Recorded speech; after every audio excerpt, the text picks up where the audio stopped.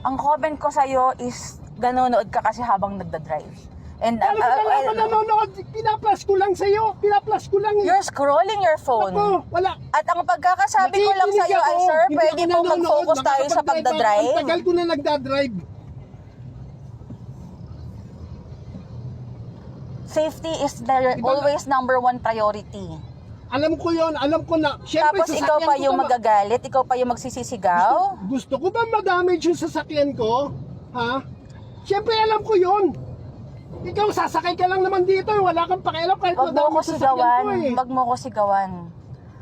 Nag-comment lang ako dahil you're scrolling on your phone while driving. Wala ka nang pakialam doon. Hindi, may pakialam ako Wala kasi ka nang pasahero pakialam mo doon ko. dahil hindi na alam ko yung instinct ko. Sabi ko sa iyo, hindi ako nakapokus dito, nakikinig ako. Eh, ini-scroll mo nga eh. Kung yung nakikinig, naka-stable lang siya, Eh, tapos syempre, pinapakinggan. Alam mo, kasi hindi ka nagda-drive eh. Nagda-drive ako, sir. Wala kang pakialam kung nagda-drive ka o Oo. hindi, pero alam ko yung instinct ko. Ang yabang Ang punto ko lang dito ay yung safety ko. Safety.